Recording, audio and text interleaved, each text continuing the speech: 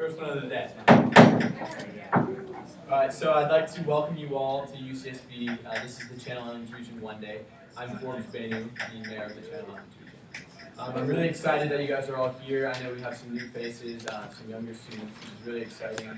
I know that they haven't experienced JSA fully yet, so hopefully you guys can all introduce yourselves to them throughout the day. First off, Liz and I want to thank UCSB.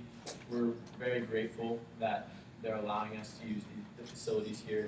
So just make sure any trash, if you have your lunch when you come back in for the second block, make sure that you just throw it in the trash. We want to be able to use this facility next year. And with that, I have a few new things that I want to introduce in regard to this year's CIR 1. We have new things going on today that we haven't done in years past. So first of all, Tracy, could you close the door back there? What's that? Yeah. You guys come on in. So first of all, we have a mock election going on today, which is very exciting. So the way this mock election is going to work is you're going to go over to the Reg Desk. Katie and Paul is there. You'll write down your name and your grade, and then you'll walk into the booths we have. I don't know if you saw them, and you'll pick up your ballot. The ballots look something like this, and it's from a My Vote organization that's going on, put on by Deborah Bowen. And so you'll go in, you'll get your ballot. Prop 30, okay, yes, check off, and then you'll give your ballot back to Katie, and during lunch and in the second and third blocks, we'll be counting these ballots, and we're going to actually give you the live results from today. Now, what's most unique about this, or what's most significant about this My Vote voting that we're doing, is that not only are we doing this voting, but the AR region is doing this at their, they did it at their 1 day. The SCR is doing this, so we're going to have all of those results, and we're going to see where all the regions fall. So, just really, really excited news about the mock election, and Julian is going to talk a bit later about the specifics of all of that. So look forward to talking about that. Now, second, live stream. So maybe some of you know, maybe some of you don't, but right now, this event is being live streamed. We have Paul, if you all turn him back. Paul is the live stream master. Yeah, let's give a round of applause.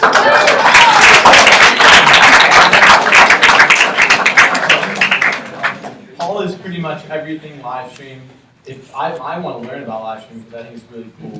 JSA actually has a YouTube partnership, so we can live stream our events. So right now, you guys are all being live streamed via YouTube, which is really, really cool.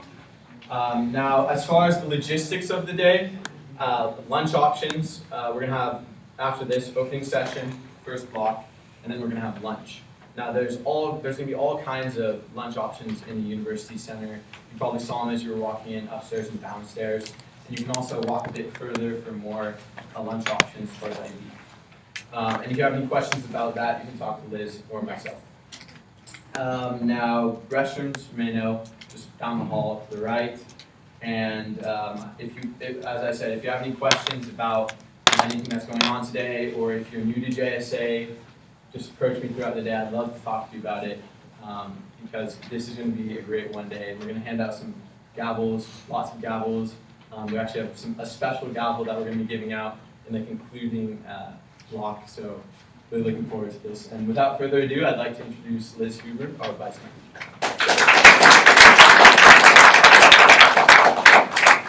Hi, my name is Liz Huber, and I'm your guys' CIR Vice Mayor. And I'm here to introduce our speaker for today. His name is Dr. John Woolley, and he's a professor of political science at University of University of California, Santa Barbara, excuse me. And his current research actually focuses on the change over time in the presidency and the presidential use of unilateral action. And together with Gerhard Peters, Dr. Woolley has developed an extensive web-based resource on the American presidency, and which is widely used both by scholars and by those interested in the presidency and American political history. So without further ado, here is our speaker of the day, Dr. John Woolley.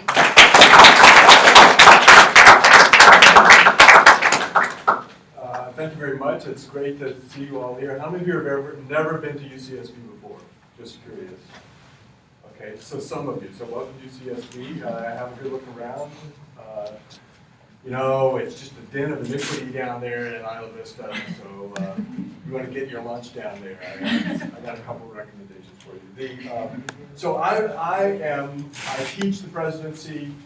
I was a department chair for a number of years. I've done administration here in the university. But the presidency and this website have become a big deal to me. And so what I do is talk just a little bit about what we do at the American Presidency Project and ways that you can use this as you're trying to follow the presidency and the current election. And I'll just touch on a few things, and then I can go on about this topic. I'm sorry, you guys have to look at my back. I can go on about this topic for a long time. So let me begin by just tabbing over to the American Presidency Project website. Okay, so this is www.presidency.ucsb.edu. And so this is the best site ever, but especially about the presidency. So what we have that drives people to us we have some data that we've put up that I'll mention in just a minute. Some of this has to do with I've got this up there because it's a forecasting model of the election. I'm going to tell you, based on my forecasting model, which of course is pretty much perfect, that who's going to win. But why people come to us is because of the documents we have. So we have over 100,000 presidential documents. We begin with George Washington. We continue on up. We're updating them continuously. And so everything that's so-called public papers of the president, it's not the secret inside White House documents, but it's the public papers of the president we have. And not only do we have it, but we have it so you can search it. So if you're interested in a word, a concept, you want to know how often any president ever in the history of the country has referred to Libya, this is a place to come. We have debates, so we have the debate transcripts. Currently, we update them every time there's a debate. We have all the debate transcripts from all presidential debates from the Kennedy-Nixon debate forward. So you can search those too. And we have a document of the day that comes up every day, which is just sort of an amusing thing. This happens to be Franklin Roosevelt.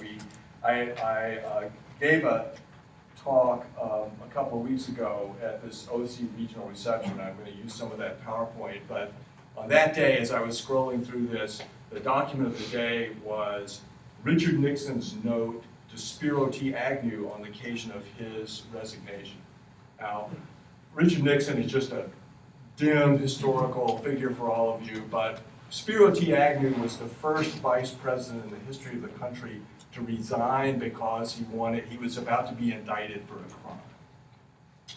So it was a big scandal in the middle of the Nixon administration, and it happened that I was in Orange County. Anybody from Orange County? We're too far away from Orange County. Okay. So you know, politics in Orange County, there's some fairly conservative elements in Orange County, and it happened that on my panel with me was a guy named Ken Kachigian, who had been a speechwriter for Nixon.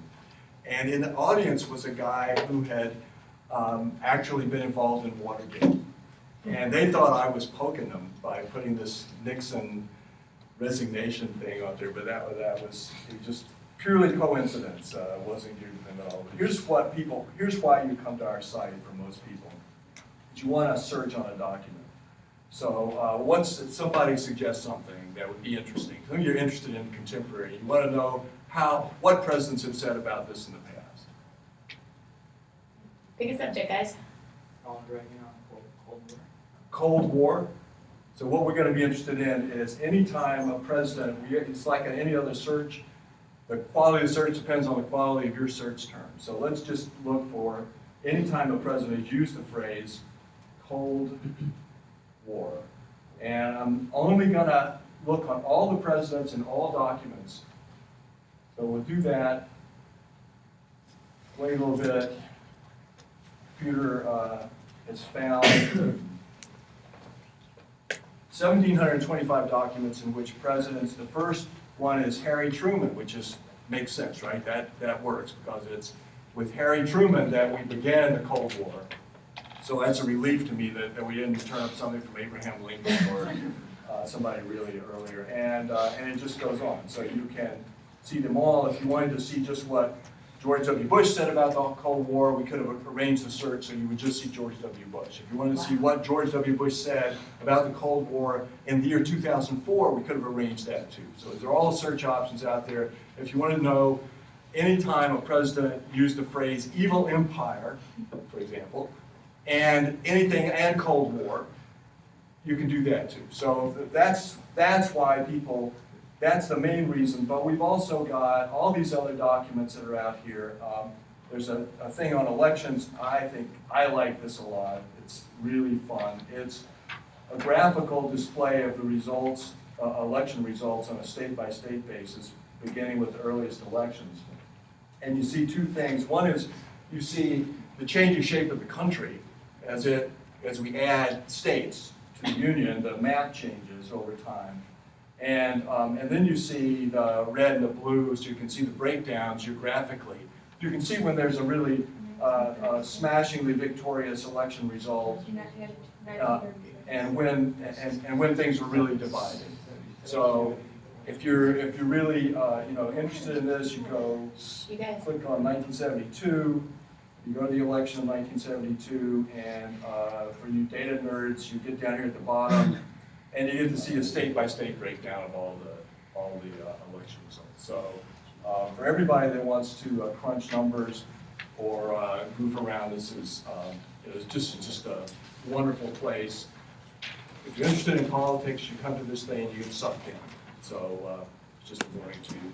So this is my collaborator, APP team, Gerhard Peters, me, our budget over there on the side. That's for the Orange County crowd. Here's the thing that's from the front page of the American Presidency Project.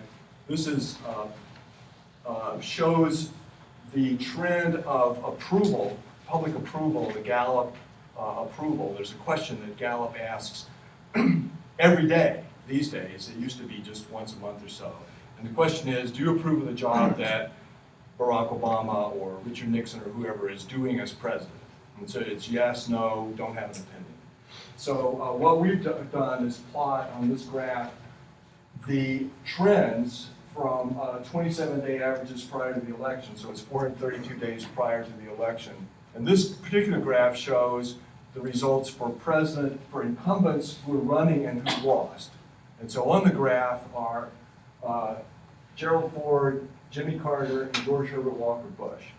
And we put Barack Obama on this graph because he might lose. And so what the punchline of this graph is, if Barack Obama loses, he will lose with the highest approval rating of any president incumbent who's run for election and lost. And then here's the winners, which is the other part of the story where we have Dwight Eisenhower, that's up here at the top, unbelievably popular president. Richard Nixon, Ronald Reagan, there's Reagan as the green line. Clinton, purple line right there. George W. Bush, this blue one. And then Barack Obama at the bottom. So the punchline of this is, if Barack Obama wins, he will win re-election with the lowest approval ratings of any incumbent president who has run and won. So it's interesting. It's going to set some kind of a precedent, some kind of interesting benchmark, no matter what. One of the things that you may have, if you've been following the election, at some point, people figured out that the White House was paying really close attention to George W. Bush's 2004 election. And the reason is because George W. Bush won re-election in 2004 despite having a very unpopular war, not so great economic conditions, mounting deficits and debt, and not very high approval ratings. So how do you do that? That's the problem for any incumbent president. So if you're an incumbent president and you have these kind of difficult situations, as unlikely as it may seem, George W. Bush turns out to be a relevant analog, historical analog for somebody to look at if you're Barack APP, I'll just brag about us. New Republic said we're one of 15 things that political junkies should be grateful for. We won Best of the Humanities on the Award on the web from the National Endowment for the Humanities. American Library Association categorized us as one of the best free reference websites. Media use us a lot. This kind of stuff is really good for your ego if you're not getting any pay. So it's nice to have people cite you. Well, Wall Street Journal and the Huffington Post, both almost within the same week. That was nice. The Washington Post, CNN, Foreign Policy Magazine, Reader's Digest, Arizona Capital Times. We're used a lot. So according to Google Scholars, over 1,700 scholarly citations have citations to us. Over 5,000 books have citations to us. And we are, if you do go into Google and you Google the phrase presidential debates or signing statements or party platforms or presidential press conferences, we come up in one of the top 1 or 2 or 3 searches. And so that's, in fact, what drives traffic to our site. And speaking of traffic, this is, I'm going to tell you a little bit about our site. This little fuzzy gray line down here that you can probably barely see in the back of the line is our daily traffic since 2008. So it's every day. So what you see is these kind of jiggles up and down. And there's certain sort of rhythms that are that we've learned to recognize. One is that we are key to the university schedule. So universities across the globe go to school in the winter and spring, they go away in the summer, they come back in the fall, and so there are these dips every summer when the students go home and quit using our website. So that's one big trend things here. Another big factor is that we're driven by events in the presidential calendar. So it's presidential election year, here and here. When the president gives a State of the Union address in January of every year, our traffic goes way up because we're the easiest site to get State of the Union addresses, past State of the Union addresses. You want to see them, you want to search on them. This is the place to come. So here's what's the kind of thing that if you're running a website is cool and interesting and exciting, and that is we had recently 2 record-setting days where we 9/4 and 10/3, where more people came to our website. Just look at this graph again. You see these spikes here. These are the biggest spikes on a daily basis that we've ever had. If you're the New York Times, this is trivial. Nobody cares. But if you're us, and in fact, if you're almost any kind of web commerce site where you're selling stuff to people, getting 40,000 people in your door on a given day is really cool. And so our problem, some of you may be interested in business, our problem is to turn those 40,000 people into revenue stream. So that's a different talk and a different issue, but if you're, you take that on as some kind of business school project at some point. So what happened? Why those spikes, 9/4 and 10/3? And so the answer we can get by going back into the data that are available to us about the web and looking on the website, and we know 2 things. One is that 9/4/12 people came to us, 20,000 people on that day, to read the 1956 GOP platform. 1956, are you kidding me? The 1956 GOP platform? Why would people get all of a sudden excited about the 1956 GOP platform?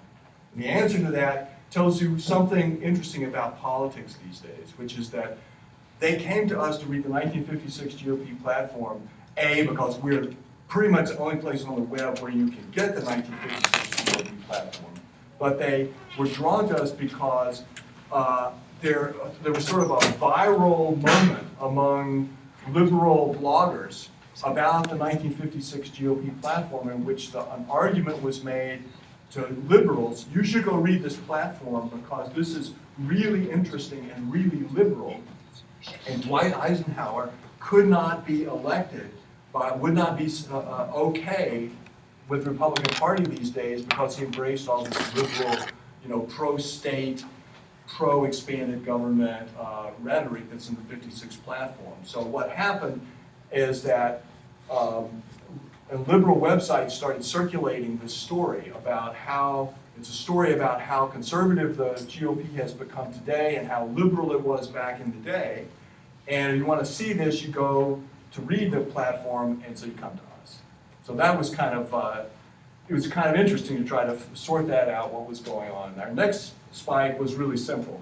It's the 10-3 is the day of or the day after the presidential debates. And so when there's a debate, people come to us because they're interested in debate, they want to see past debates, they want to see the transcripts.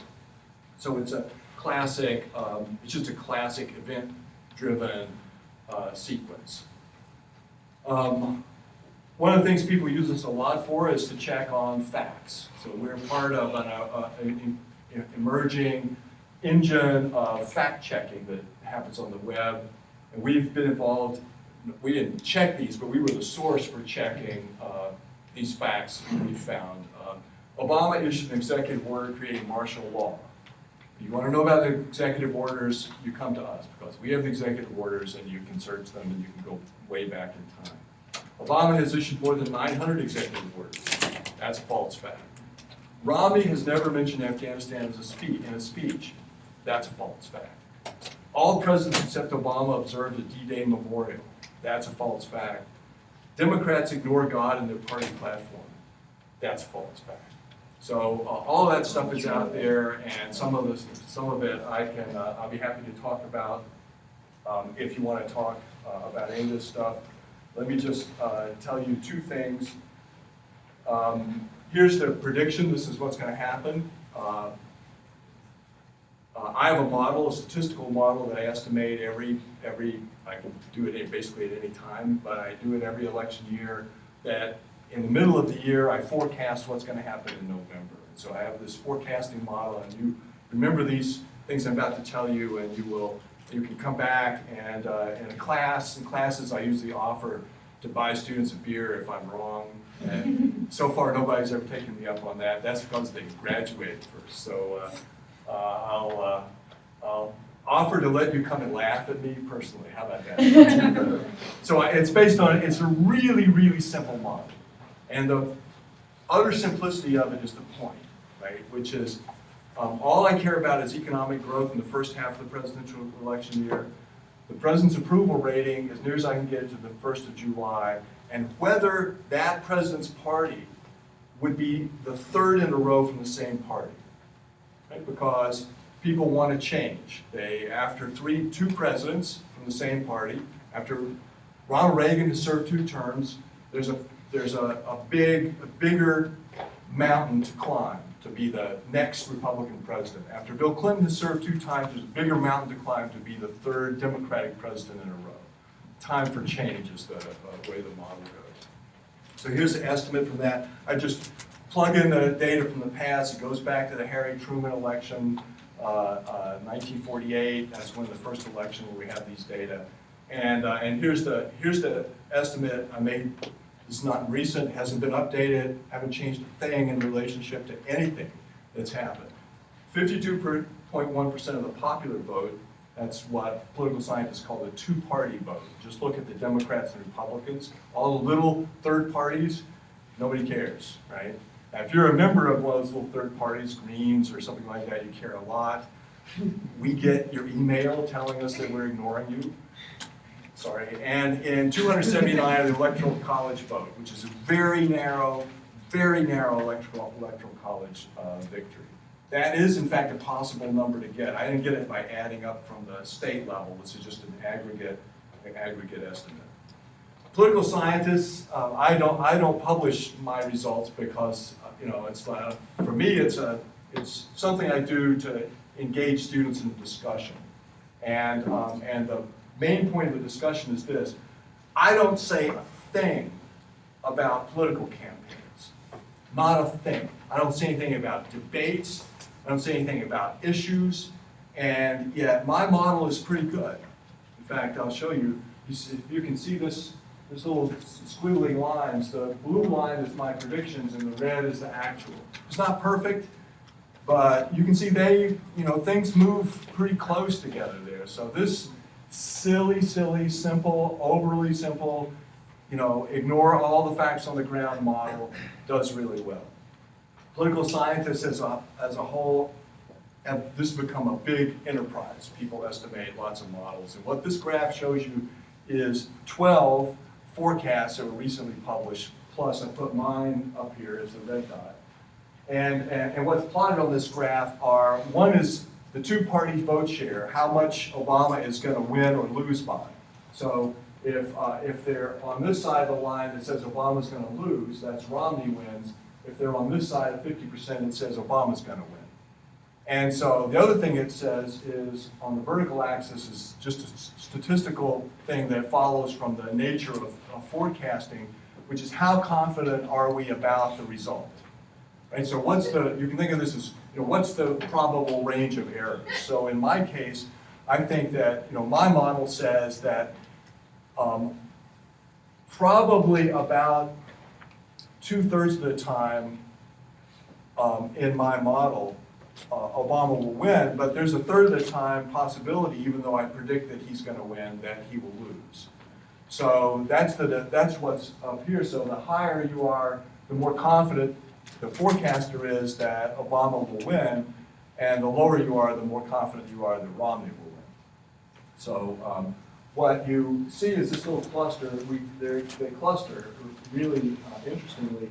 This little cluster down here, all these models share a particular characteristic, and that is that they only focus on the economy.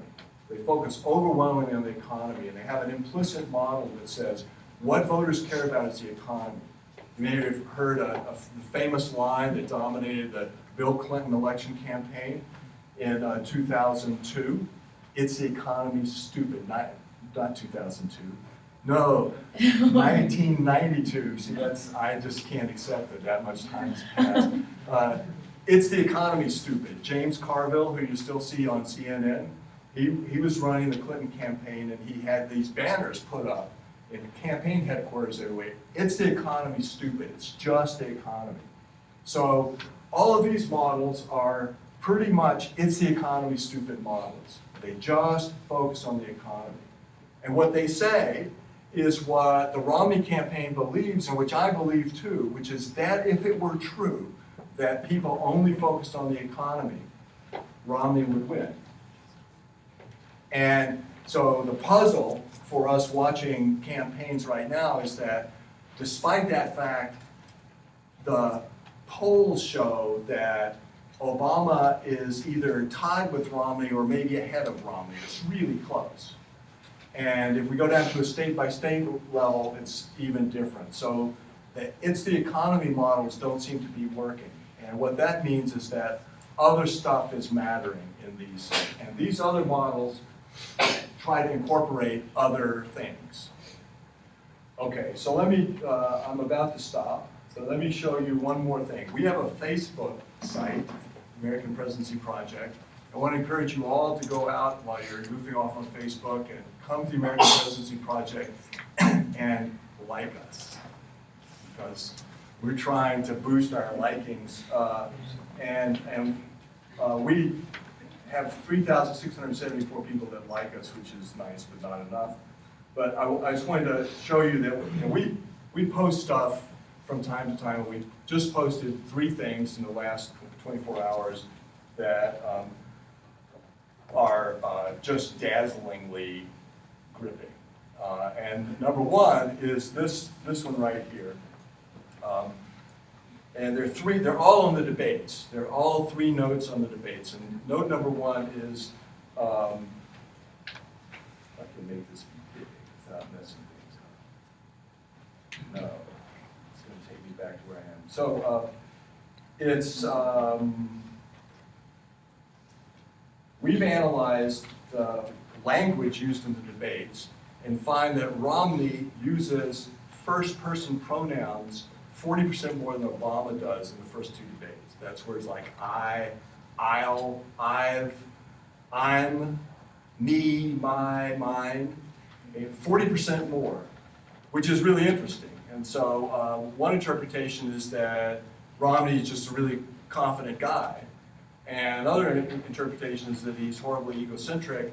There's a guy who says that in ordinary discourse, people who use I a lot are emotionally unstable. They're just sort of weirdly focused on themselves. They think it's all about them. So if you realize you're talking to somebody who's continually talking about themselves, you know there's something not quite entirely right about this person. So this was just sort of, this was interesting and generated some attention.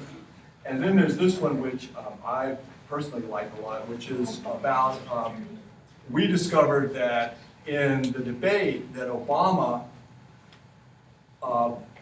spoke at a grade level that was 2 grades higher than the grade level he speaks at in his campaign addresses.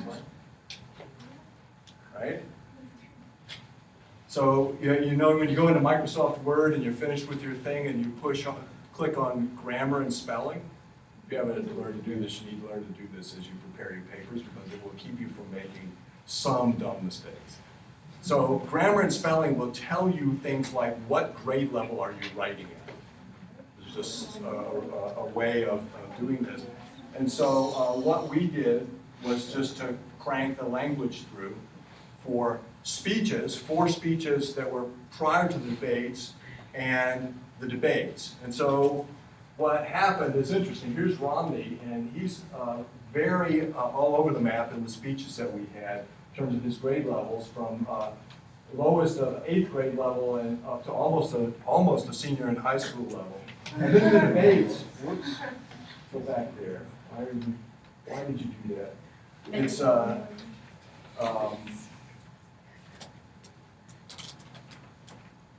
it doesn't like me using that pointer. Okay, so here's the punchline of this: is that Romney drops back down to less than an 8th grade level, and Obama, who's been speaking consistently in his campaign addresses at a 7th grade level, is all of a sudden speaking at almost a 9th grade level and higher.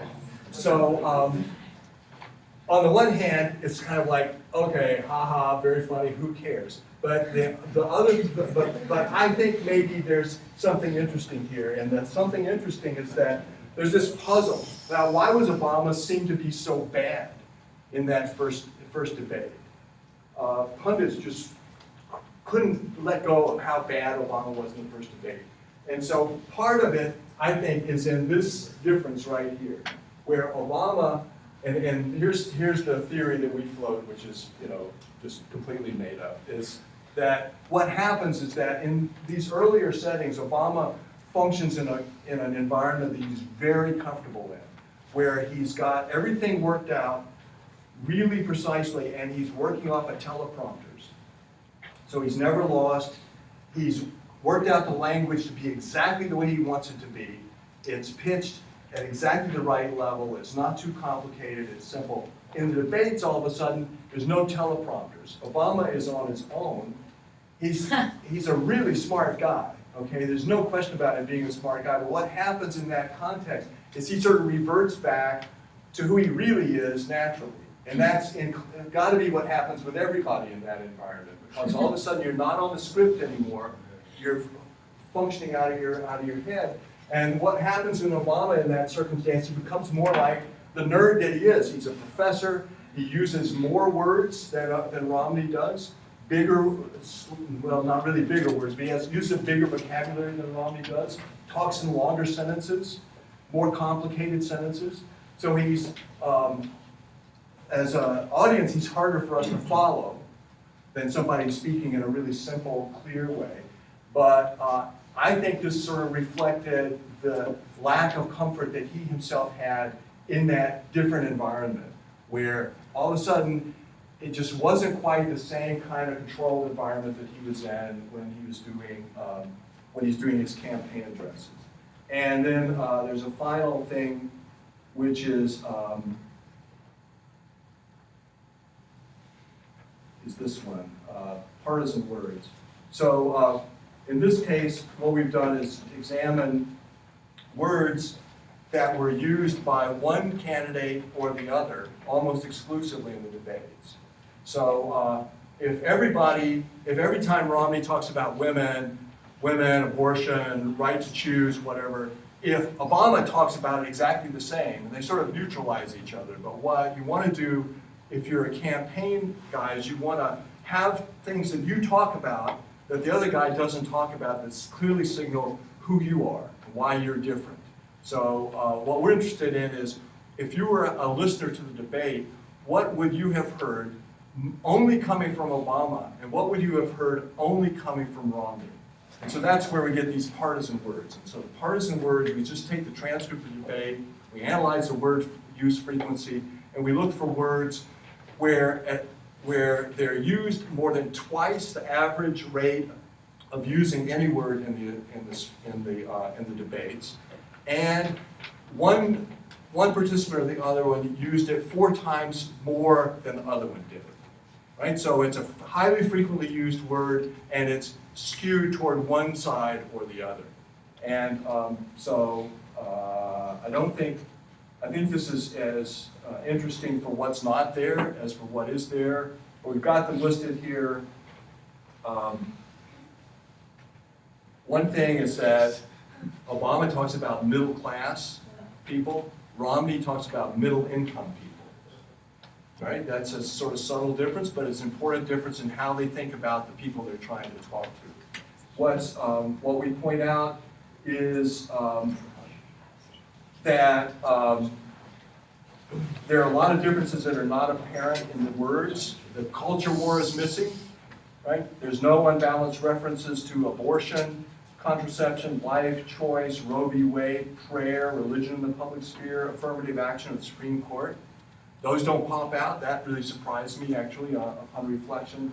Neither candidate differentiates himself on the environment or climate change, or health and safety, or neither stands out for a stress on civil rights, or gender, or sexual orientation, or marriage.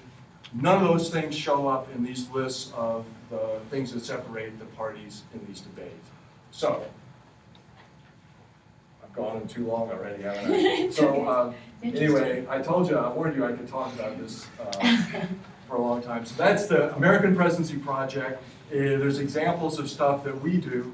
It's a resource that's really cool. You want to go, remember, on Facebook, go to the American Presidency Project and like us, okay? And I'm happy to take questions or discuss the politics of the presidential election with you all day. We can do about 5 minutes of questions, guys. So. Yes, sir. How do you think the next debate on foreign policy in Florida will affect the outcome of the election? Yeah, that's a great question. I would have, traditionally, debates have had almost no effect whatsoever on elections. And so it's really hard to go back and find instances of debates where it seems to have really moved public opinion. And this year is different. This year has been special. You've lived through something that's almost unprecedented, where a bad presidential debate performance for Obama and a good presidential debate performance for Romney shifted public opinion in a way that may be consequential. So it could matter, and it's going to depend to a large degree on how each candidate succeeds in putting the other one off balance in some sense. We know that the Republicans are after Obama about Libya, the Libya attack. And so I expect, the White House has been in a big sweat to get their report out in advance. Stuff just came out this weekend. They want to try to take that off the table and find something else to talk about. Obama is going to want to emphasize that when Romney has gone abroad in the past, he's basically screwed up, right? Every time he manages to go and stick his foot in his mouth somehow. So there'll be this contest to try to embarrass each other. But yeah, you should watch that debate. That's going to be, this could be the election, actually, this debate, because Romney, it should be Romney's weak suit and Obama's strength. But Obama, I think, is uncomfortable in these kind of contexts and doesn't function so well, and Romney is really, really on message and relentless. So,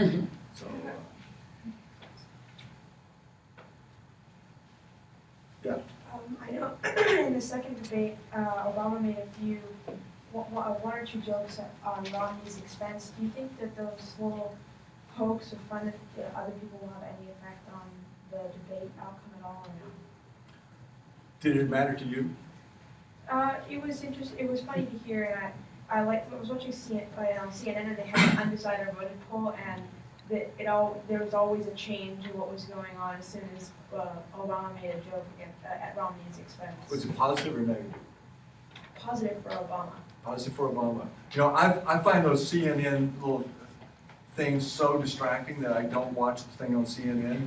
But I find myself watching those little lines and trying to read the minds of people. It's like, well, what were you thinking? Why did that make this line go up? That's not positive, but you know, did you see the stuff about the Al Smith dinner where they were both making jokes at each other the other night in New York City?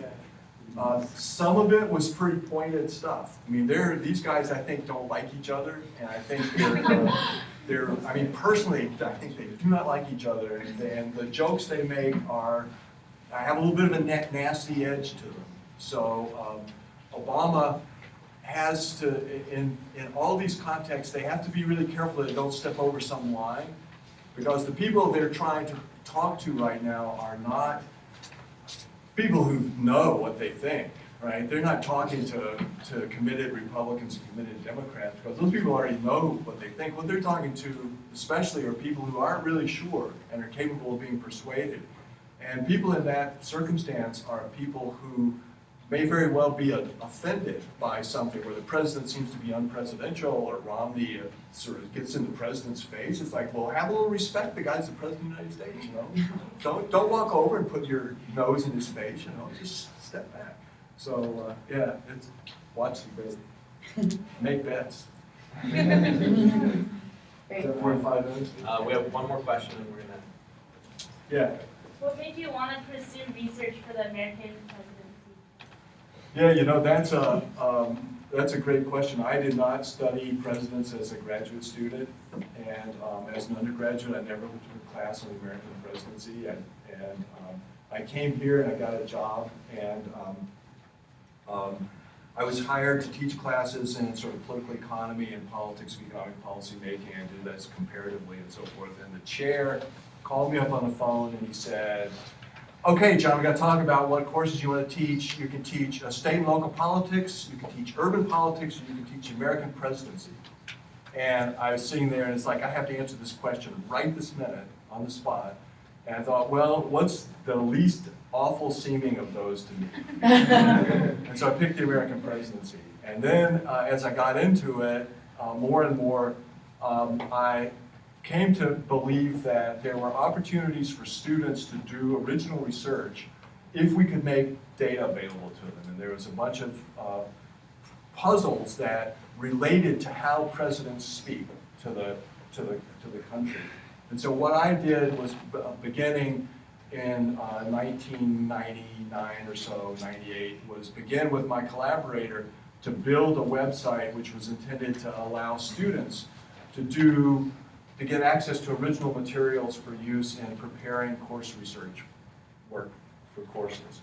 And so then it just got out of control. And so what began as a course website that was just to let students do stuff they couldn't otherwise do became this sort of crazy, all-consuming, really out of control thing, you know.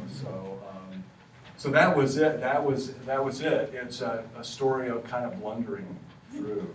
So some of you already know exactly what you want to do. You want to be a lawyer, or you want to be a doctor, or you want to be president of the United States, and you're going to keep that goal as you go along, and that's wonderful. And I envy you, and I have envied you, people like you, for years. If you're like that, some of the rest of you, as you go along, you're going to keep coming to choice points, and it's going to be sort of like, well, I really don't know.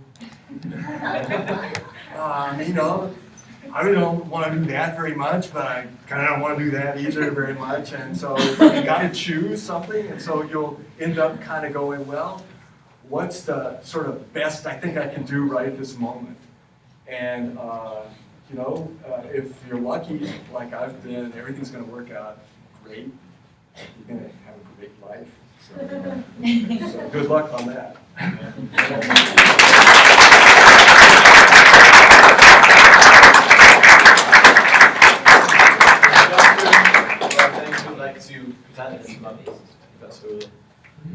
Perfect, thank you.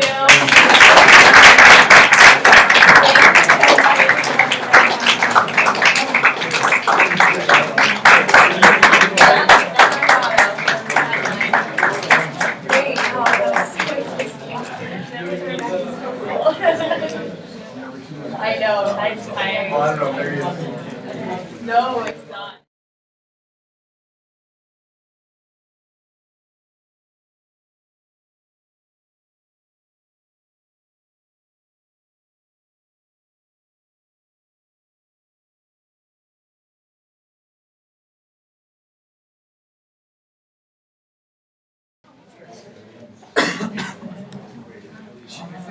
Hi!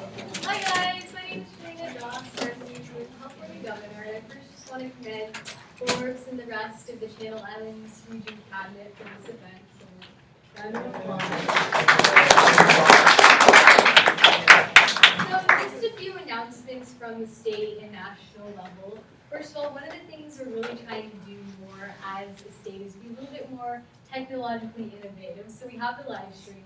But also the agenda for this event is on the Southern California app, which is, let me get up really fast, socal/jsa.appspot.com, and it's for Androids and iPhones. So if you lose your agenda, which I happen to do every single convention, no fear, you can look it up on the app, and that will be for the rest of the year.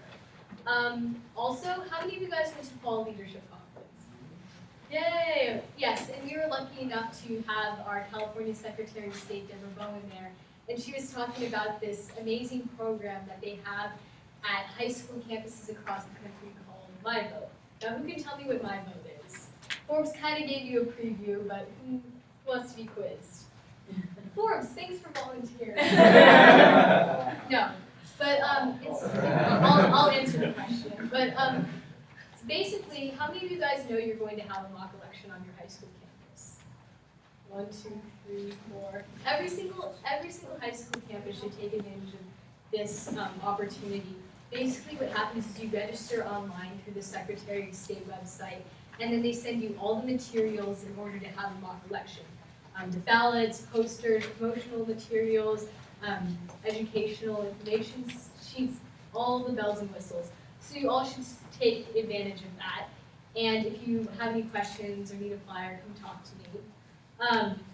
And this is one of our 3 nationwide activism projects that we'd like to see chapters across the nation participate in, along with voter registration drives and debate watch parties. Now, how many of you have participated in a debate watch party or had a chapter? 1, 2. Okay, we can do better. We still have another opportunity for the last presidential debate. Okay, also, Fall State. How many of you guys are coming to Fall State? That's right. Every hand in the room should be raised. Excellent. Now, this Fall State is really exciting because we have a couple of new things going on. First of all, our first block after opening session, JSA will be kind of reviving our mock trial program, which is going to be very exciting. We have some JSA alum in the area that are going to be assisting with this project, so I'm really excited to see this new program. Also, we are setting up youth advisory boards with congressmen across Southern California, and so if you'd like to be on one of these youth advisory boards, we'll be having interviews at Fall State. So again, come talk to me, and we'll also be distributing more information to chapter presidents this week. Of course, we'll be having our political fair, and then also we're going to have a debate fact-checking hotline. Now, I know sometimes you're in a debate, and someone says something absolutely absurd, and you're sitting there, no, that's not true. And so what you can do is you can text the debate department, it'll go to them, and then they'll fact-check and text you back. So if you want to come make a subsequent speech or ask a hardball question, you can say, according to the state debate department, your information is false. So hopefully we can raise the level of debate and get some excitement going. And I'm sure that they'll be using the American Presidency Project to validate a lot of these facts. We'll definitely have that. Lastly, I know that a lot of you are already involved in JSA, but even if you're not, you're a new member, this is one of your first conventions and you want to be involved, we have tons of opportunities for leadership and involvement throughout the state, namely our state and national newspaper. Now what's exciting about this is that if you write for our national newspaper, you will automatically be under consideration to possibly have a piece published in the Huffington Post. So this is an incredible opportunity exclusively for JSA students. So again, come talk to me about that. And then Tracy, are you going to talk about summer school? Yeah, I'll do it. Yeah. So Tracy will be covering some exciting news about summer school. So with that, that's all of our state and nationwide announcements. I hope you guys have a fantastic rest of the day, and I'm really looking forward to seeing you all at Fall State. All right, thanks so much, you guys. All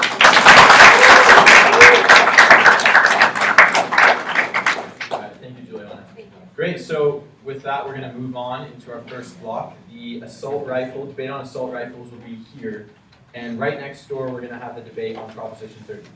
So just whichever one you decide to go to, go ahead and move on right now.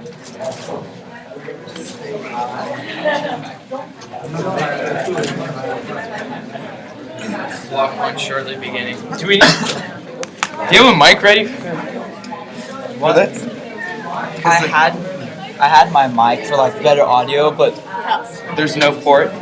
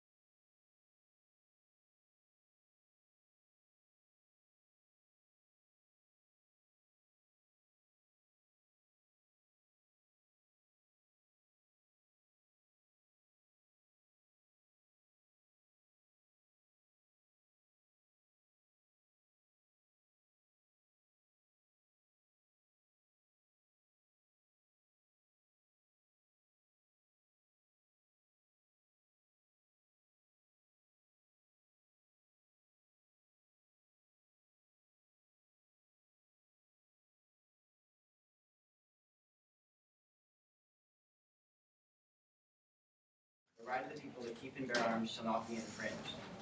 Our forefathers clearly expressed that our citizens should be allowed to own guns. I wholeheartedly agree. I myself want to buy a gun as soon as I turn 18 in 2 months. And scary as it is, I'm going to do it. The framers of our Constitution had many reasons to include this amendment. Americans had just fought for their freedom with guns. Americans hunted for food to live off of, and the world was a dangerous place. You had to protect yourself. The men who wrote those words could not have imagined the world we live in today. The average rate of fire of a weapon in the 1700s was 4 bullets per minute. Today, an assault rifle can fire 15 bullets in a second. A musket is not an assault rifle, which is what they had back then. Now, what are guns used for in today's society? A 2005 ballot poll found that 67% of gun owners own guns for protection, 66% use them for target shooting, and 58% use firearms for hunting.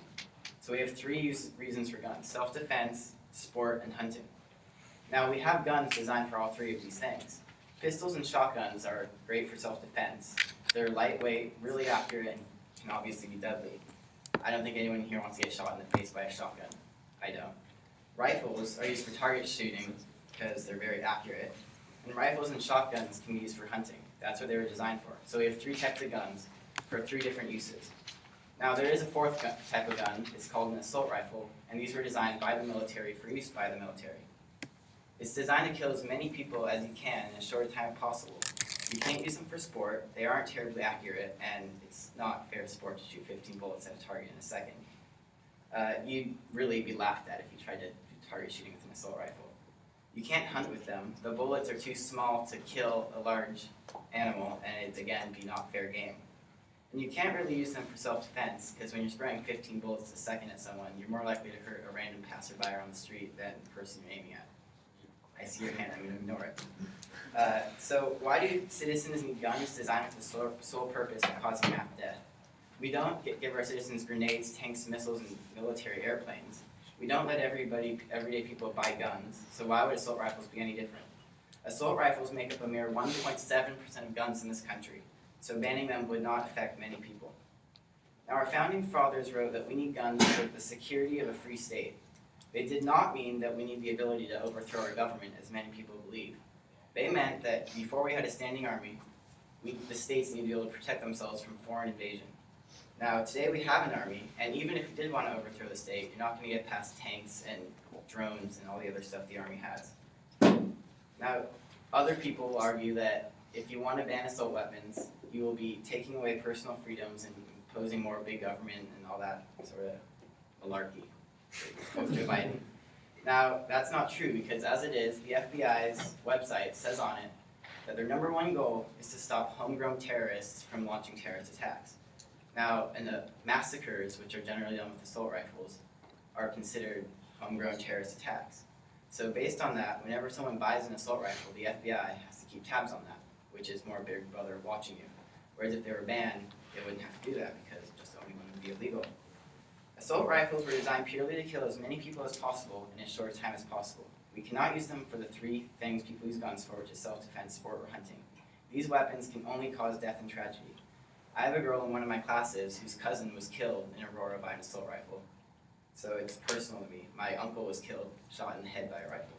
We cannot allow them on our streets. The United States needs a federal ban on the sale and possession of assault rifles.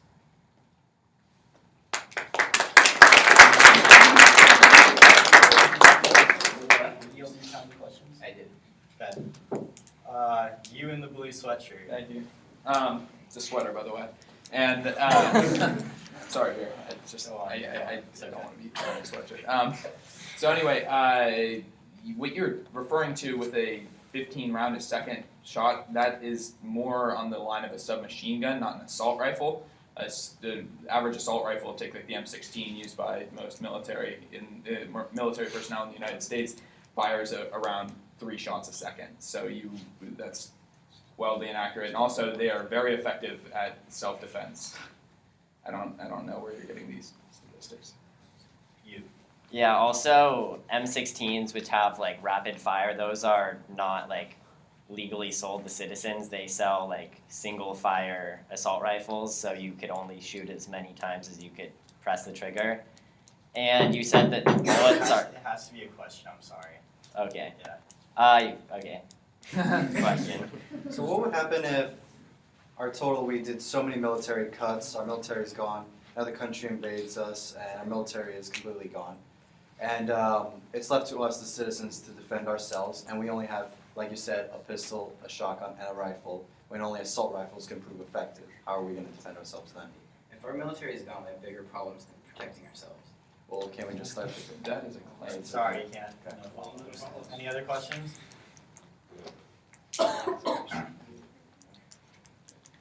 Okay, so we're now going to have, time's elapsed, we're now going to have the con speech by Ernesto Ambrosio from the Liberty Party.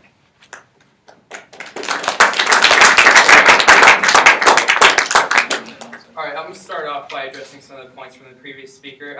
He said that assault rifles can shoot 15 bullets a second. As mentioned by someone over there in the audience, it is actually 3 shots a second because the government has already banned automatic weapons. Semi-automatic rifles like an AR-15 are still legal, but it still takes a trigger to shoot 1 bullet. And along those lines, a shotgun shot can spray as much bullets as you want. So should we ban shotguns too because they spray bullets as fast as you can shoot a semi-automatic assault rifle? Also, you also said that assault rifles will not be good enough to protect ourselves from a tyrannical government. What about the example of Libya? Libya had, even though we had support, Libya had support from NATO. They were able to overthrow Muammar Gaddafi against his big tanks, big government, and big military. You also mentioned that the FBI was a big brother because they registered every single person who owns an assault rifle.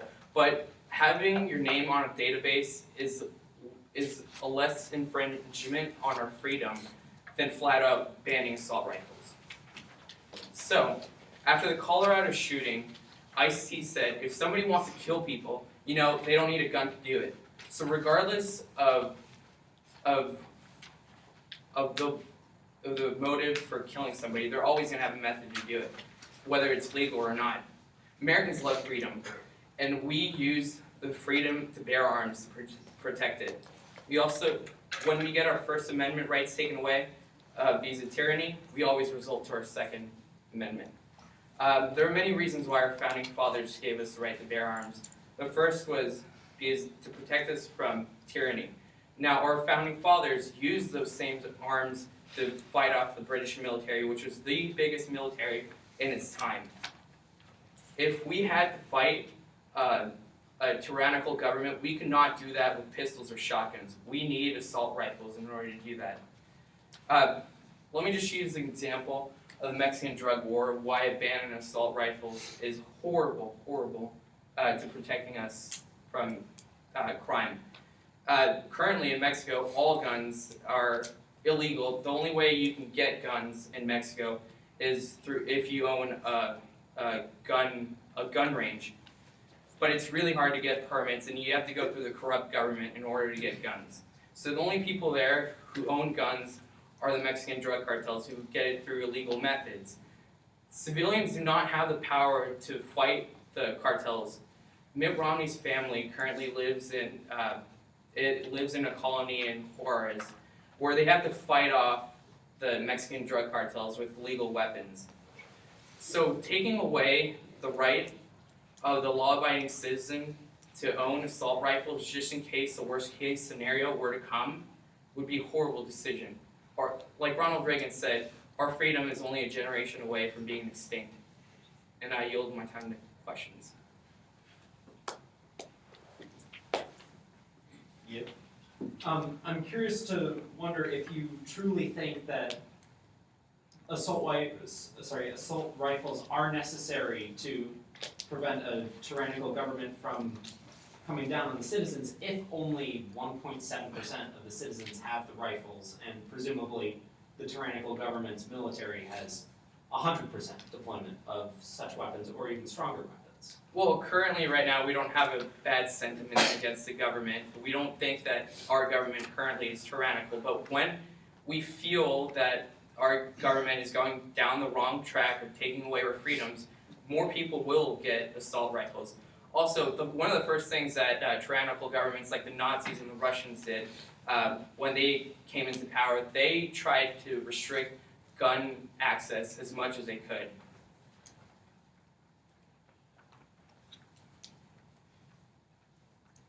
Any other questions? You? Well, if the government starts to go bad, like you said, wouldn't they start by taking away starting to become more gun controlled, and then we wouldn't even have the chance to get assault rifles? Well, that's why we should prevent, in the first place, the ban of assault rifles, just in case there were to ever be a tyrannical government. Anyways, it's almost impossible to enforce it's possible to enforce a ban on the sale of assault rifles, but it's nearly impossible to ban the possession of assault rifles.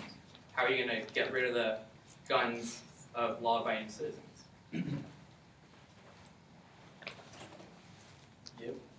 You bring up that Mexico, by banning guns, it doesn't work to prevent crime. But what about in Western Europe, where they have a complete ban on guns and they have absence of gun crimes at all? I mean, there's been violent history of violence in Europe throughout centuries and centuries. Currently, Europe is not facing a drug war to the scope of Mexico's.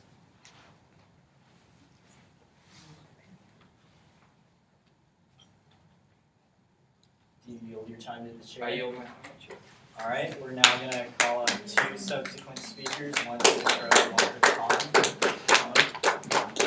Okay, you can come up. Now? Yeah. Do we have a pro on here?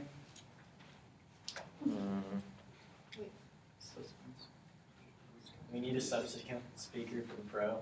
Anybody wants to do that? I don't know if I'd be able to say. Yeah, I can try. Sure. Motion to suspend the rules and go straight to a con speech? Second, sure. All in favor? Aye. Let's do it. Alright, so my name's Tony Person, just for a heads up. First, this violates the Second Amendment because there's already a limit on the amount of bullets you put in a magazine, and now you want to take away my gun. That's clearly a violation of this amendment. And third, there's an underlying part in this paragraph that says we will significantly lower the amount of gun crime and resulting death. You still have handguns, single shots, semi-auto, rapid fire. There will always be gun crime and there will always be death related to guns.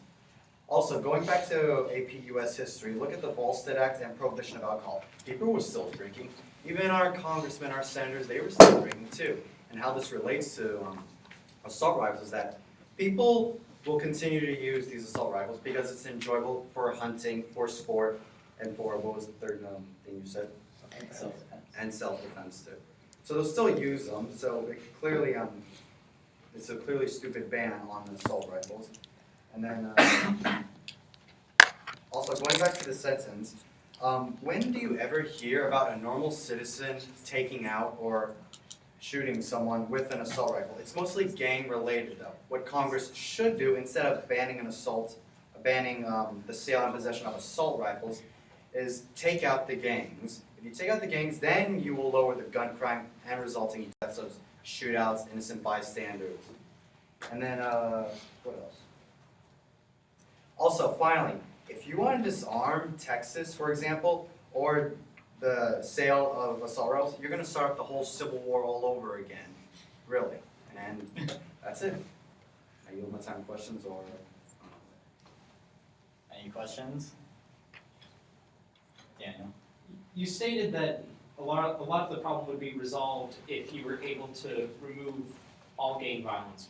Do you really see a feasible solution that would work in the short term that would alleviate the problem quickly, whereas this assault weapon ban could potentially cause a stark reduction in gun violence? This assault ban would take probably months, if not years, to come into effect. And if you look at other mobs that have been taken out, if you look at the Italian mob, the Russian mob. It took years. Al Capone's empire of alcohol selling. That took years to completely disintegrate. So this, if you want to take out the gangs, it's going to take out years too, though. So Congress, what they should do is completely, instead of locking up all these individuals, take them to their country of origin, or make them work on the streets or something like that. Because what have they done? What have they done given to America or our society? Is that it? How much time is he have? 20 seconds. Motion to expend the speaker's time to answer the question? No. Second. All in favor? Aye. Okay, 1 minute. Are you aware that the ban in question is a ban on the sale of assault weapons and that... And possession of assault rifles. Okay, but the ban on the sale would be active immediately due to federal gun regulations stopping gun shops from selling assault rifles. Do you know how long it would take, though, for a store to... What are they going to do with these assault rifles? And then you're going to have the problem about, suppose a store just owns assault rifles and they sell assault rifles only. That store's going to go out of business. Then it all goes back to the whole, we have unemployment, it's going up now, oh, America's going down, now what?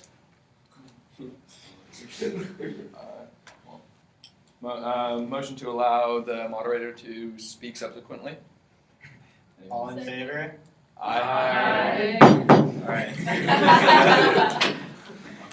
I just want to clear up something for you guys as to what an assault rifle is.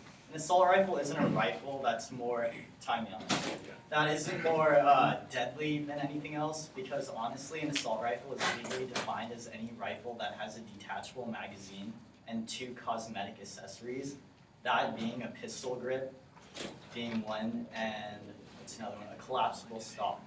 Now you can put those 2 accessories on any rifle and it can become an assault rifle. So technically it's not more deadly than anything else, because you can take any rifle, like, what's a good example? A .22 caliber rifle has a bullet that honestly won't kill you if you get shot by one, and that can be an assault rifle, just by putting those 2 accessories on there. Because detachable magazines are the only kind of magazines that are legal right now other than fixed, because they outlawed cylindrical magazines, meaning that there is a 10 bullet capacity legally. So if you outlaw assault rifles, you're not going to be outlawing fully automatic rifles, because those are already outlawed. So what you're outlawing are accessories, not an actual gun. That's all I have to say about that. Any questions? Aaron. Are you aware you are arguing the wrong side? Derek. Is everyone here also aware that there's a difference between an assault rifle and an assault weapon in definition? And also that the ban that was lifted wasn't a ban on the ownership of assault rifles, but rather a ban on the ownership of assault weaponry. Question. Could you maybe define the difference between the assault rifle and the assault weapon, just so we have a better An understanding? assault rifle is a rifle with selective fire capabilities. No, and it's not. What He just you were defined saying what an assault rifle is. That's what an assault rifle is. An assault weapon is what you would define. No, No. an assault Freaking rifle Call of has those Duty. cosmetic accessories. It's not fully automatic. If it's I think fully you got those automatic- two mixed up. Here's the way it works. You can have an assault rifle that is fully automatic, but that would be illegal. The only legal assault rifles are semi-automatic. Any other questions? Do you think that like an assault rifle is a better form of self-defense than like a No, I handgun? don't. Because honestly, you can have a more powerful rifle that's not an assault rifle. You can have a .50 caliber rifle that isn't an assault rifle, which can like blow holes in Well, do you think like the power of the weapon is like a definition of like the capability of the self-defense? Not legally, no. Wait, okay. Any other questions?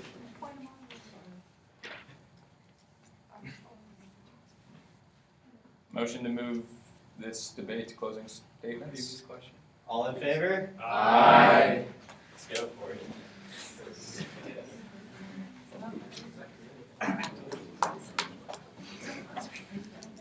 How long for closing? 3 minutes.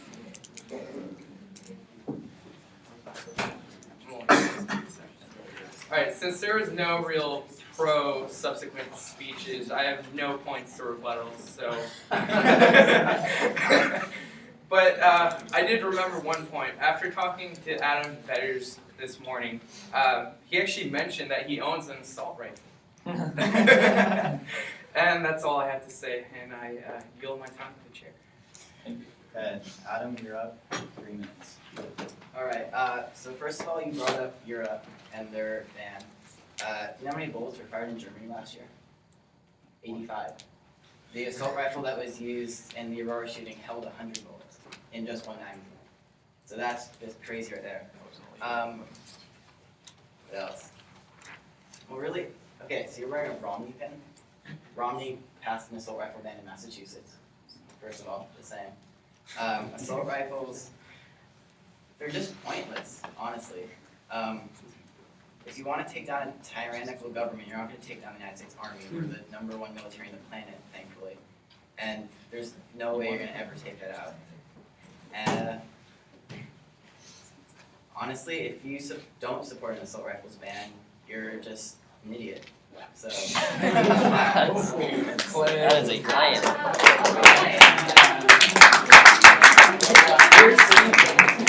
Alright, I'd like to read the resolve again. Resolve that Congress pass a ban on the sale and possession of assault rifles. All in favor? Please raise your hand. Yes. Voting right now. Keep your hand up high so I can see it, please. All opposed, please raise your hand.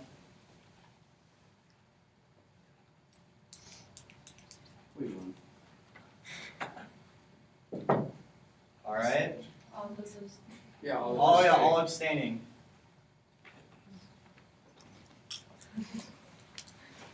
All right, the resolve fails with a 9 to 10 vote with 4 abstentions. And we're now going to pass out these ballots for best speakers, so please fill these out before you leave.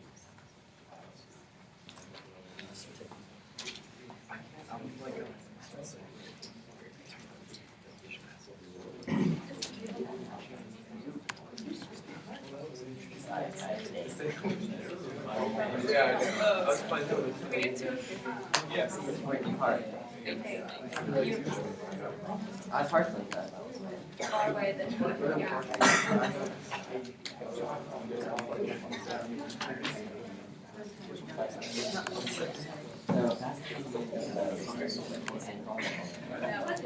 If you want to know.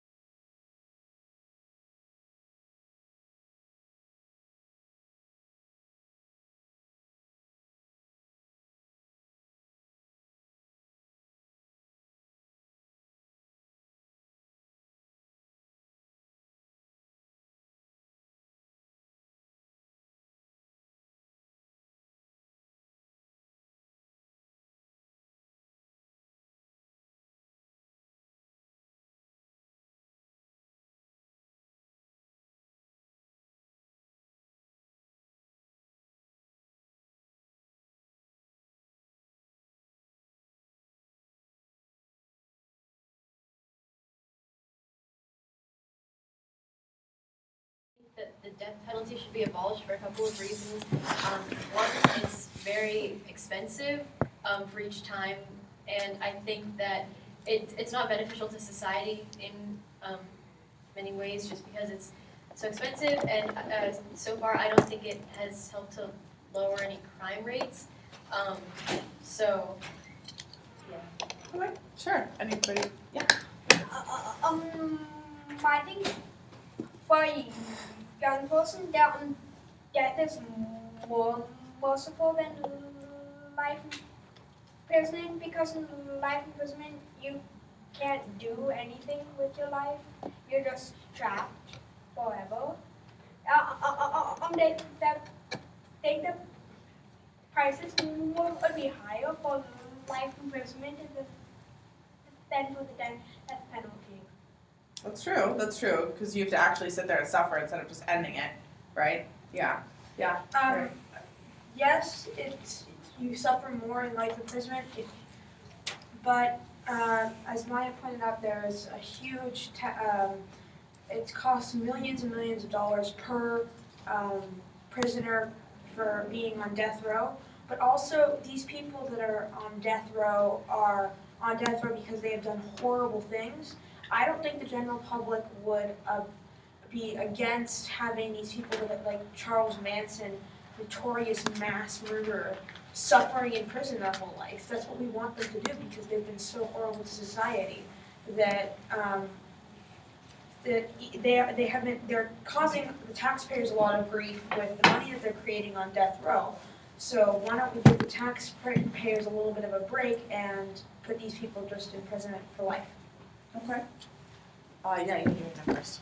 You said that something about Manson being in prison for life and how our society wouldn't have anything against sending him there for life because of what they did. But then my question to that is that what prison is really about? Is prison really set up in order to punish and in order to have a place where we can say, you were wrong, so we're going to do this to you as payback for what you did to us? Or is prison a place for reformation and a place to move on and a place where you can go where your past actions sent you there where you can get better and where you can improve upon yourself and thus improve society as a whole? So Forrest Banu, Dos Pueblos High School. I just want to add quickly note, when you do speak, generally in thought talks, if you could just stand up and say your name. If you're going to speak again, you don't have to repeat your name, but do stand up just so everyone can hear you. And I want to add, there was something said about the cost of the death penalty, which is a very valid point. It's extremely expensive to send someone to death row. However, sending someone to life in prison is not that much less expensive, believe it or not. When you're sending someone to 70, 80, 90 years life in prison, you bet that they're going to fight that all the way through. So while yes, it is extremely expensive to send someone to death row, it is also extremely expensive to send someone to life in prison. My name's Henry Stern. Though it may be more expensive to put someone on death row, maybe almost as expensive to keep someone in life imprisonment, one of the major issues with the death penalty is its inefficiency. California has over 300 prisoners on death row, and I'm pretty sure that in the last 2 or 3 decades we've only actually executed 2 prisoners. So it's just such an inefficient law that if all we're doing is wasting money with these people sitting on death row, that are just repeatedly sitting there on death row and not doing anything. So at this point, it's really no different than life imprisonment, except it's more expensive. So if we just get rid of this, any way that we can cut California's spending on useless items during this time of economic recession would really help. So if we cut the death penalty, then they will instead be in life imprisonment. They wouldn't cost as much, and they would be in pretty much the exact same situation, except there wouldn't be a chance for them to be executed. Yeah, Zach Macias, by the way. But then another response to that is that although, like you said, we have so many people on death row with so little of them actually being killed, being punished for what they did, maybe what we should do instead of abolishing it completely is rather have a more selective process and more examination of the cases specifically to find exactly who should be on death row, so we don't have such a large amount that we're spending this money on to keep them on death row rather than just having them with life sentences in prison. So have the people who are actually on death row be the selected few and like the worst case, the people who really, really need to be there. Maybe we should focus on maybe finding a more, more things like that that we need to judge on to find how to do that. Sorry, but right behind you. Okay. I'm Austin Veselica, and I'm actually going to answer your previous question, which was about prison. I think prison is it's not really a place to get better and improve society. I think it's much more based on a fear factor. People will kill themselves before going, if they've already been to prison, they will kill themselves before going back to prison. They'll resist it at any cost. I mean, you don't kill yourself before going to therapy. And major reason that people are afraid to commit crimes because they're afraid to go to prison. You wouldn't be so afraid to, say, kill the person you hate or steal from or rob the bank if you were going to be put through therapy, it was just intended to make you a better person. I think a lot of the purpose of prison is to punish you, and in some cases, yes, it's to bring people out of their area that they're in, to bring them into another area, help them get better, but very rarely, I would think, in most cases, it's to punish the people who have ended up bringing a fear into the crime world. It's punish people who have done wrong and to bring fear so that people won't commit crimes in the first place. Hi, I'm Serena, and I just wanted to add that occasionally the people who are penalized aren't actually at fault for the crime, and although it's rare, it does happen. Yeah, no, that's an excellent point that a lot of times the people are wrongfully accused and wrongfully put to death. So that's an issue that we can definitely discuss. Yes. Lane Fisher, San River High School. Against that point, now in this day of age, we have DNA, and to be able to be even considered for the death penalty, there is extensive amount of evidence. No jury is going to rule that someone should be put to death if there isn't sufficient amount of evidence. 50 years ago, when there wasn't DNA technology, that's definitely a valid point, but in this day and age, it's really, you have to have a lot of evidence to be put to the death. Definitely. I just would like to point out that one of my friends that's a lawyer says that roughly 1 in every 4 people that are incriminated today are innocent. So that doesn't speak for the people on death row, that just speaks in general for all the people that are incriminated today. And also, if we abolish the death penalty, there would be no possibility whatsoever for innocents to be killed anyways. And also, on my friend Austin's point against the thing where you said that prison is a way of changing people, there are some people that just can't be changed, like people that are psychotically wrong and also just want to commit crimes. Those people aren't going to change. They're going to wait out their time in prison, and then they're going to go back. Sometimes they may be scared by prison and don't want to go back there, but they're not going to be changed and become help society when they come out. Right. Yes, sir.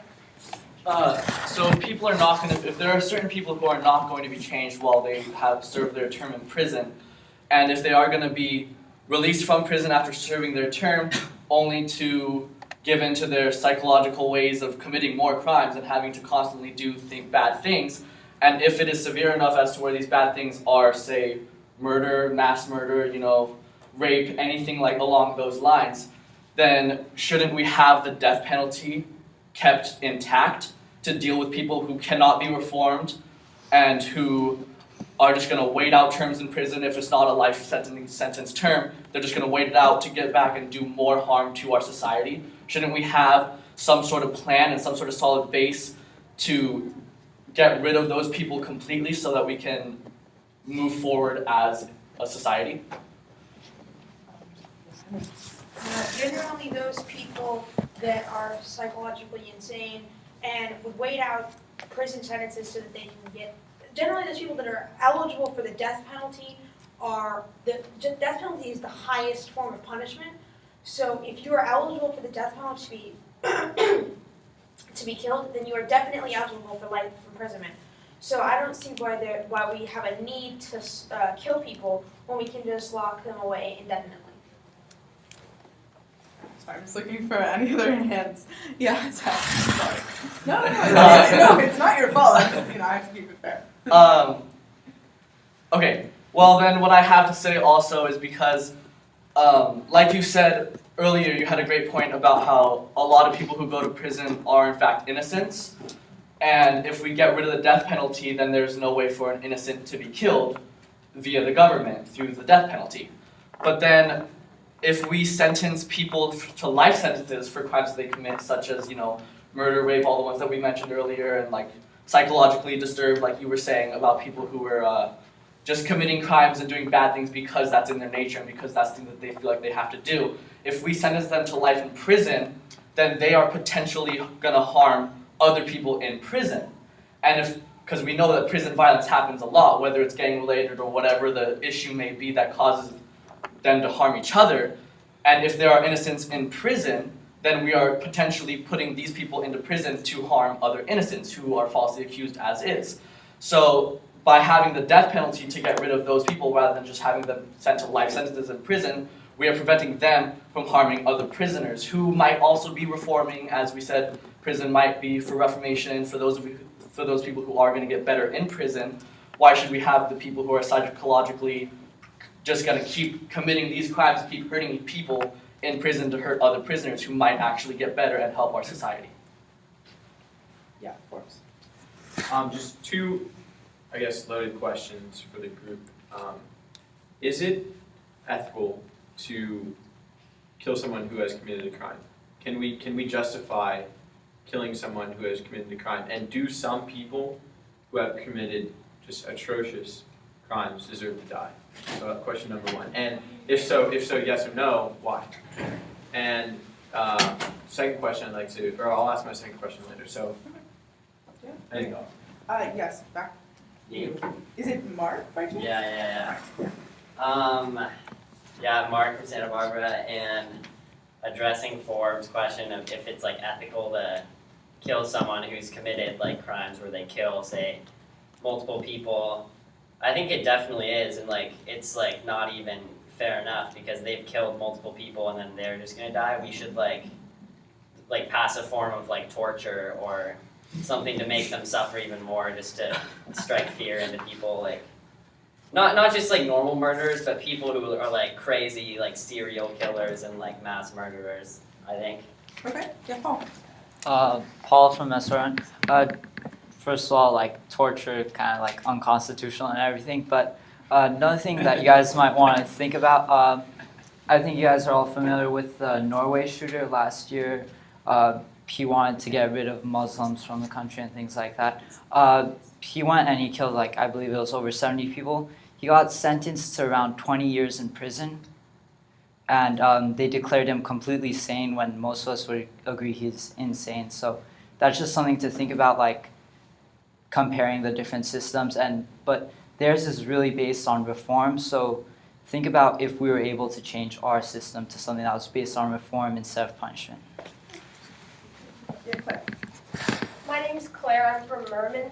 And answering to Forbes' question, I think that if somebody was to commit something so horrendous, like multiple murders and things like that, even if it's the same amount of money to imprison them as it is to put them on death row, it makes more sense to imprison them so they can wake up every morning thinking, I did this, and they can let it sink in that they're stuck in prison forever, and that it's sort of the reaction of what they've done unless they're insane, and then they'll just kind of think, oh, look what I did. Yeah. I think, Lane, I think all mass murderers, for example, Charles Manson, I doubt he wakes up every day and goes, I feel really bad that I killed all those people 30 years ago. These people are insane. They do not, I doubt they will think, oh my gosh, I just feel so bad. They're probably I would do it again. I doubt that keeping them in prison for so long is really going to help that, and I really think that the death penalty should be should be institutionalized, and I think that I think the way that we kill the prisoners through lethal injection is just not sufficient. I think we should have a firing squad like Utah. I think that would just be great. Yeah. Yes, sorry, I know you were raising your hand, I just have to keep it equal. Yes.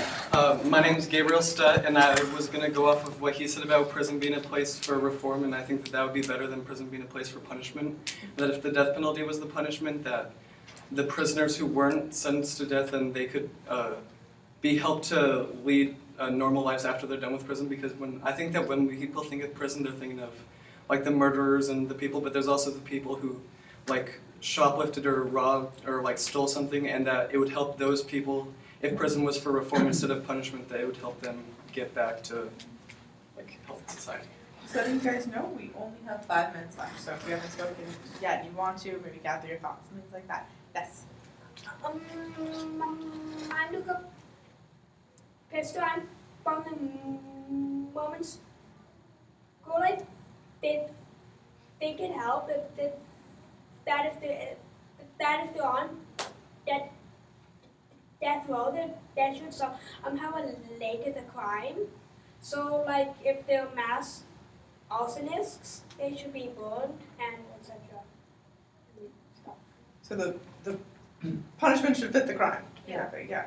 That's a really interesting point. We definitely haven't heard yet. Yeah, Henry.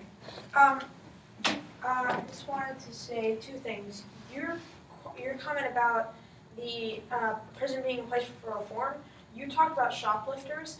This is more about the death penalty, and people that are eligible for the death penalty are very different than the people that are going to be in prison for 2 years for shoplifting. So I think that the prison for people who have committed very minor crimes like you're talking about, it should definitely be a place for reform, but prison for people that have done horrible things is not a place for reform. And also to your Forbes' question about is it ethical or unethical to put people to death if they have done really horrible things, I think that some people should be killed, but currently our system is so flawed that it's not worth having it. It's better for them, I think it's at this point in time, it's better for those people to wake up every morning and see the same 4 walls so close to them in a prison cell, but not to be put on death row because it's just so flawed. The system is so flawed at this point. Yeah, Austin. Okay, I just want to address the point of insanity. A lot of people have been talking about insanity. These killers are insane.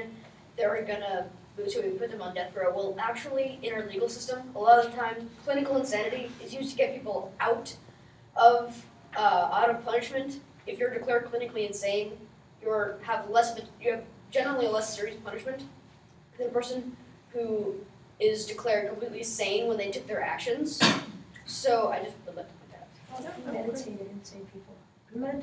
If you're clinically insane, you generally have, and they're proved that you're clinically insane, you have less of a chance of premeditated murder. You have a chance of having a harsh punishment. Yeah, harsh punishment. Yeah, Zach. I also want to address Forbes' earlier question. So I personally could never kill another person. I mean, I don't know. Those Sarah McLachlan dog commercials. Those things are gnarly. I can't even watch those. But I think that we can all agree that there are some people out there who just are a detriment to the rest of us as humans as a whole. And one person that I think we can all think if I could go back and kill this one person, I would probably go back and kill Hitler. People like that, they just deserve, if you think about it, the things that they do outweigh the things that I would do to stop that from happening. Me killing him is an awful thing. Me killing another person is awful, but if me killing him stops him from killing thousands, hundreds of thousands, millions of people, that's where we have to think of maybe, or if they have already killed, hundreds of thousands of people, those are things we have to consider. I had another point. Oh, and also, the world is already overpopulated as it is. I think that we can all do without a few mass murderers in this world. 365 people is not going to change. So I can't talk. Right. Yes, Mark, last comment. Unfortunately, we're just out of time.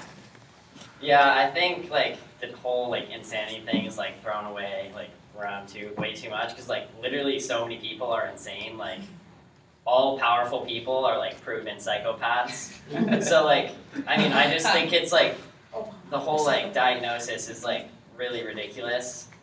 Like if Hitler was let into art school, like there wouldn't have been a Holocaust because he, like sometimes it's not just like mental, it's like this experiences you go through just make you insane. I don't know, like it's just mess the world. It's not place. So with that, unfortunately we are out of time, but thank you very much, and I encourage you to discuss this outside of here.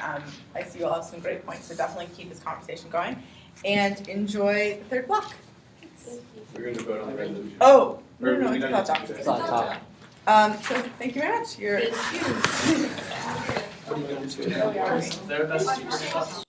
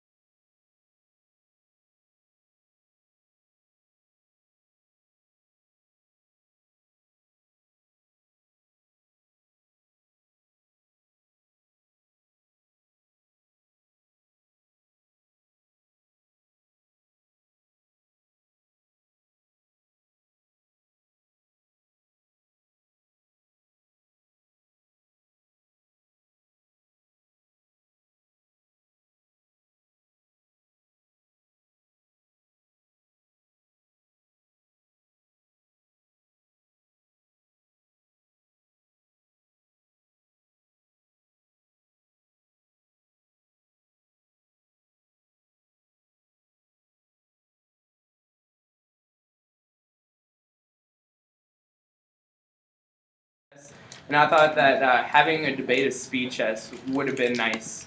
Okay, awesome. Well, I thought it was really nice. One of the speakers was you, because you came into this not knowing any of the information at all about what you're saying, yet you still were able to present yourself in a way that you acted like you knew everything. Like, Politics is finest, people. Thank you. Yeah, I really liked in this last room we had a thought talk after our debate ended because it was an hour block and we had half an hour for the debate or so. And we ended up going into an Obama versus Romney thought talk. I actually very much enjoyed that because it was much less competitive and more ideas going out there. The audience was actively involved, and I think, I'm not sure, I didn't actually go into the death penalty thought talk mostly because my chapter debates that every single year, and on top of that I was debating in the other block. But I really enjoy thought talks as a whole. I think they really bring out the more ideas than a debate, perhaps, and it's much less competitive, less butting of heads, and I think more people are willing to speak their real mind than their platform or their opinion on the debate side. Thank you, Zach. Right here. Zach? Yes. I definitely agree with Zach. The thought talk at the end was really nice. We got to express some of our ideas in a less pressurized way. But I would like to. I didn't really like some of the in the thought talk we got a little bit silly and made some comments that were, I don't know, not becoming of the kind of people we are. And so, to say that nicely, so maybe next time a little more professionalism when it comes to the thought talks would be nice. With the death penalty thought talks, there was nothing like that. It did occur once or twice here, so it'd be nice if that didn't happen. Awesome. Thank you for your feedback. Let's go Logan and then. I just wanted to say I really enjoyed a lot of the topics today, really relevant, and they brought out like a lot of interesting points, some of which I had never heard before, which I enjoyed, as well as maybe next one day. I know we do it occasionally at the like fall states and like that kind of stuff, but do some speed chess. I think that's really fun. Speed chess? Yeah, Okay, speed speed chess. chess. Yeah, we can do that. It's like for those of you guys who don't know what it is, it's basically like two debaters and they get up there and it's basically you make a point. I think it's you have like 5 minutes in total, and each speaker has a gavel, and you basically like make a point for like that has to be like under 30 seconds, like slam your gavel, and then the point goes. Then the other person makes a counterpoint, and then there's 2 timers, and they kind of time each person. It's fun. It's like more reactionary. I don't know. I enjoy it. No, absolutely. It's more fun to watch. Yeah, that's great feedback. All right, awesome. So I appreciate. Daniel, sorry. I was going to make essentially the same point that speed chess is an interesting form of debate. It was not quite ideal for me since I was preparing for a standard one, and it didn't transition quite that well. But the back and forth I had with Ernesto was very interesting and thought provoking, and I think it's also an interesting format for the audience as well. And as for the silliness and the thought talk, you can get silliness in the standard debates as well. Yeah, so, I think with that comment, what you'll learn in JSA is that there's a few different approaches that you can take to giving any kind of speech or any kind of comment. You can kind of be silly, or you can be more serious, more professional, and really try to nail down on the facts. So I really appreciate your guys' feedback. I really enjoyed that. And right now I want to give you guys the results of the mock election. So in proposition, let me start with this. So President Barack Obama won. And he had 25 votes, Mitt Romney had 14 votes. Gary Johnson had 2 votes, and Jill Stein had 1. In regards to the Senate race, Dianne Feinstein won. She had 26 votes, and Elizabeth Emkin had 15. So similar situation where Mitt Romney had, in the presidential ballot, Mitt Romney had 14 and Barack Obama had 25. So similar numbers there. Proposition 30, which was temporary taxes to fund education, that passed 31-7. Proposition 31, the state budget, state and local government, passed 22-15. Proposition 31, yeah. Proposition 32, the political contributions by payroll deduction, that failed 23-14. Proposition 33, auto insurance companies, prices based on driver's history of insurance coverage, interesting one. Prop 33 passed 25 to 11. Proposition 34, the death penalty passed 20 to 17. Proposition 35, human trafficking penalties, that passed 37 to 5.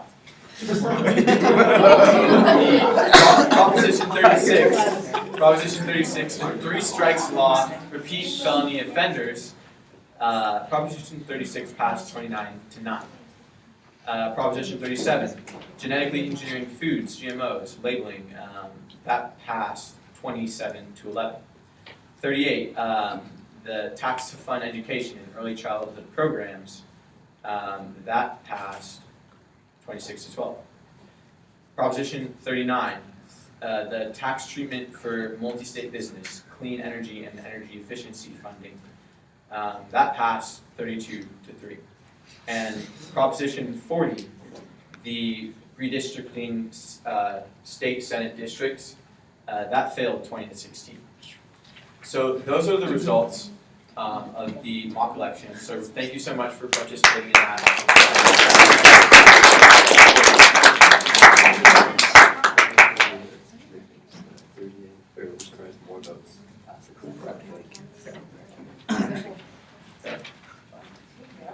Well, 30 and 38 are actually contradicting, so since they both passed, whichever has more votes passes.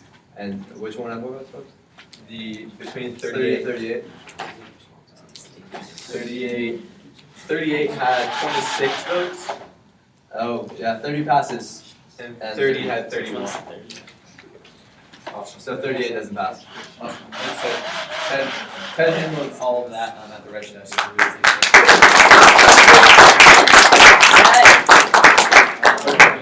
So now moving to the Best Speaker Awards, the gavels that we have to give out, really exciting. So the resolution resolved, Congress passed a ban on the sale and possession of assault rifles. That failed 9-10 to 4, with Best Speaker being Adam Bedders of Santa Barbara.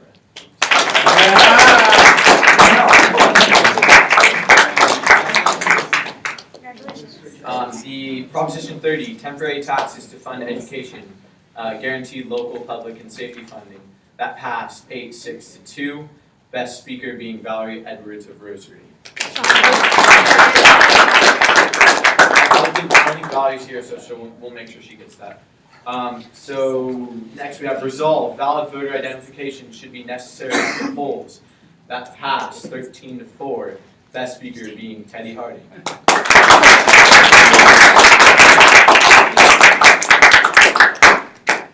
Resolve, President Obama is more capable of handling Middle Eastern affairs than Romney.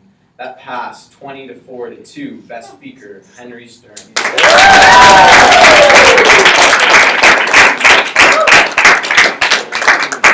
I believe that's everything. There was next to it. Oh yeah, okay, right.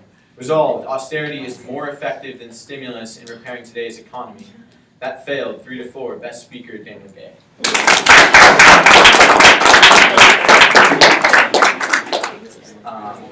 Ted, is there any more? Okay, awesome. So we also I wanted to talk very briefly about the importance of having underclassmen in your JSA chapters. We changed the format of the one day today, so we have a couple of extra gavels. So I wanted to give a gavel out today to the youngest member that attended our CIR one day. And the reason we thought we would do this was because it's important to have underclassmen in the JSA cycle, because once you have a really strong junior and senior class and they graduate, you don't have people who can continue the JSA greatness that we all have known and come to love by senior year. So it's really important in your chapters that you kind of, in a sense, recruit freshmen because they're just getting into high school and they're a little bit unsure of what is this whole high school thing, and why are there like 18-year-olds at the same school with me? So we want to give a gavel to Luca.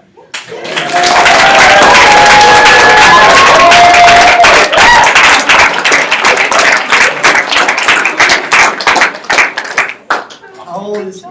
Luca, can you tell everyone how old you are? I'm 12. Yeah!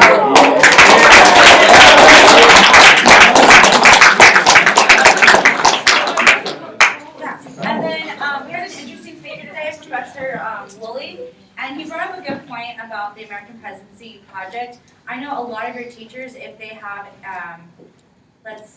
language and composition, they would love to learn at this site because they teach rhetoric, and to be able to go to the president's, speeches and be able to have you guys have that resource is awesome. So I really encourage you guys to like the Facebook page and to also look at the website. I mean, if you really want to learn more about the presidents and about politics, this is a great place to go to.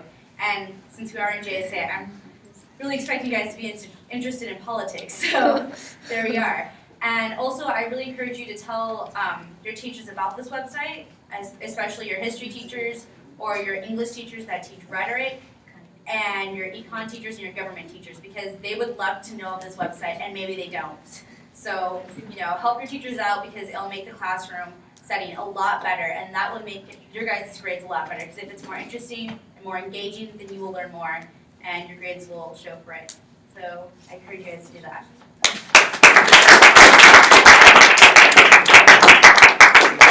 So, and with that, we'd like to conclude. Thank you all for coming. We had a great day today. I'm really thankful that each of you came, and we're really excited for Fall State. We're going to show good numbers at Fall State, and some great topics going around. We have an election year this year, voter registration drives. It's exciting. So thank you all for coming. Give yourselves a round of applause.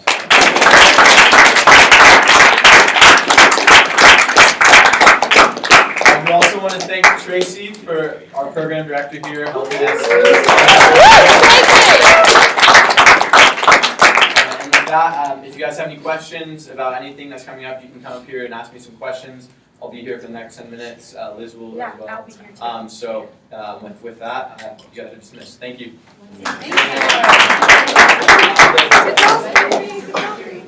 Okay, hey Merman kids. Now imagine this, okay, but times 400. But times 500. Congratulations. Okay, Merman kids, I need a picture of all of you. And